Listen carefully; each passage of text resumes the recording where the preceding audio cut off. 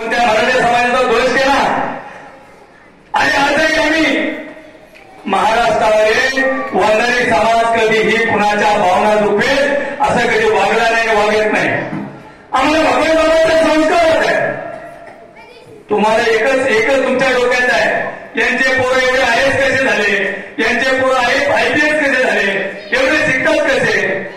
मनोज तरंगे, तुम्ही स्वतः तुम्हाला सांगतो, तुमच्या पोरांचे तुम्ही डोके भडकायला लागलात आणि त्यांचं अभ्यासावर्ष दुर्लक्ष झाला, अभ्यास बंद केलाय. आणि ज्यावेळी अभ्यास बंद होईल त्यावेळी यांना नोकरी कुठून लागेल. आमचे पोर तसे नाही. आमच्या पोराला माहिती आहे माझा बाप ऊस तोडतोय, माझा बाप रस्ता करतोय, मी शिकलो पाहिजे आणि मला नोकरी मिळाली पाहिजे म्हणून रात्र दिवस ते पोरगा अभ्यास करतं, म्हणून नोकरी मिळते. हा तुमचा आणि आमचा फरक आहे. आणि कष्ट करणारी माणसं आहे.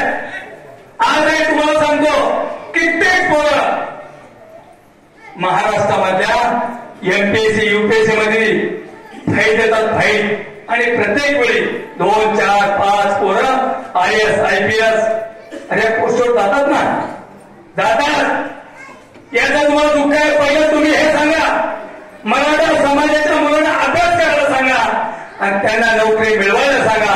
त्यांचे डोके भडकू नका, मराठा समाजात दोष निर्माण करू नका. मला असं वाटतं, शेकडो मराठ्याला असं वाटतं, लाखो मराठा समाजाच्या पोरांना असं वाटत असेल की नाही आता हे कुठेतरी चुकलंय. आताच म्हणजे मला वाटतं मुंडे साहेबांनी सांगितलं की मंगळवारी बोदेगाव या ठिकाणी रस्ता रोको आहे. त्या बघा, आपण लढाई उशीर सुरू केली पण जिंकायची लवकर. आपण थांबलो तर संपलो. मुंडे साहेब म्हणायचे तुम्ही थांबलो तर संपला आणि भगवान बाबा म्हणायचे तुम्ही जमीन विका पण शिका. त्याच्यामुळे ही मंगळवारची सुरुवात झालेली आहे महाराष्ट्रामध्ये. मंगळवारच्या दिवशी बोदेगावला रस्ता रोको आहे आणि बुधवारी मला वाटतं आता आपण एवढेच राहायचं नाही काही. आपण आता महाराष्ट्रात राहू, प्रत्येक जिल्ह्यात बैठक करू, प्रत्येक जिल्ह्यात आंदोलन चालू करू. हे केल्याशिवाय सरकारचे कान उघडणार नाही आणि डोळ्यावरची पट्टी माणसंही दिसणार नाही. त्याच्यामुळं आपल्याला हे सगळं करावं लागणार आहे.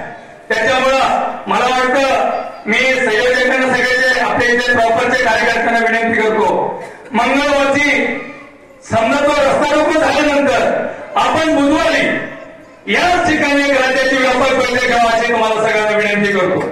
आता थांबायचं नाही, जे वैद्य बघून घेऊ. रस्त्यावरची लढायला खंबीर आहे.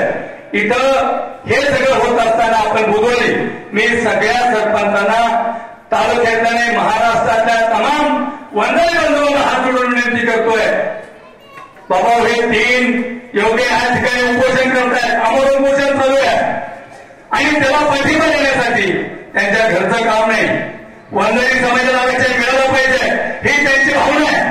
त्यामुळे महाराष्ट्रातल्या तमाम वंजारी बांधवांना विनंती करतो, येत्या बुधवारी ठाके वडगाव या ठिकाणी माझ्या माता भगिनी असतील, सरपंच असतील आणि या भागाच्या सरपंचाला माझी विनंती. कालच मला सांगितलं जवळपास 213 ग्रामपंचायत मध्ये सगळी आपली टीम काम करते दोन्ही तालुक्यामध्ये, शेवगाव पाथर्डी तालुक्यात जवळच्या लोकांना. आपण सगळ्यांनी आजही ज्या पद्धतीने आज सुद्धा तुम्ही नुसत्या फोनवर तुम्ही एवढे जण आलात, तुमचं खरंच मनापासून कौतुक करण्यासारखं आहे. आणि एवढे माझ्या माता भगिनी आल्या, तुमचंही अगदी मनापासून तुमचा आभार व्यक्त करतो.